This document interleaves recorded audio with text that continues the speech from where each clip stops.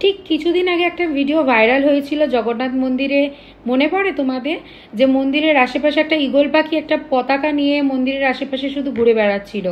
তো সেই সময় একটা কথা উঠেছিল, মন্দিরের পুরোহিতরাই কোনো সময় বলেছিলেন যে কোনো কিছু বিপদের সংকেত রয়েছে। এবার এই কথাটা অনেকেই মেনেছে, বুঝেছে যে হ্যাঁ সত্যিই সংকেত আছে, কিন্তু বেশিরভাগ মানুষ বলেছিল সম্পূর্ণ ভুল, ভয় দেখানো হচ্ছে, হেন তেন অনেক কিছু কথা কিন্তু বলেছিল। যে আশেপাশে কি পাখি উড়ে বেড়ায় না? বেড়াতেই পারে, এমনি হয়তো পতাকা নিয়ে ঘুরে বেড়াচ্ছে, উড়ছে কোনো কারণ ব্যাপারে। এগুলো মিথ্যে কথা যে আমাদের দেশে বা আমাদের জীবনে কোনো সংকট আসতে চলেছে।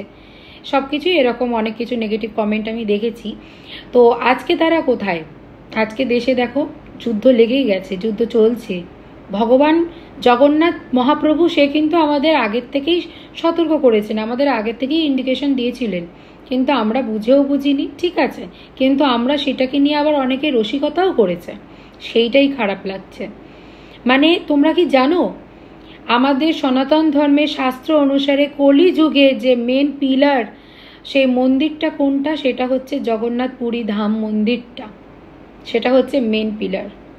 আর শাস্ত্র অনুসারে মেনশনও করা রয়েছে যে সেই পুরীর মন্দিরে, জগন্নাথ মন্দিরে যদি কোনো কিছু একটু আঁচ আসে, ক্ষতি হয়, তার মানে বুঝে নিতে হবে যে ফিউচারে কোনো কিছু একটা বিপদ আসতে চলেছে।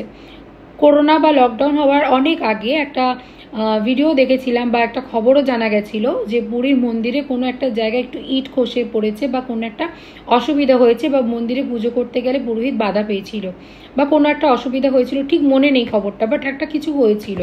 তারপরেই দেখো কত বড় একটা লকডাউন ঘোষণা হলো, কত সমস্যা হলো, কত মানুষের মৃত্যু হলো।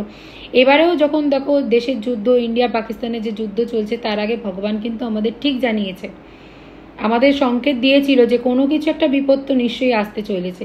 আমরা বুঝতে পারিনি, ঠিক আছে বুঝতে পারিনি, কিন্তু কিছু মানুষ বলছিল একদম মিথ্যে, এগুলো ভয় দেখায় মানুষকে, এগুলো মানি না।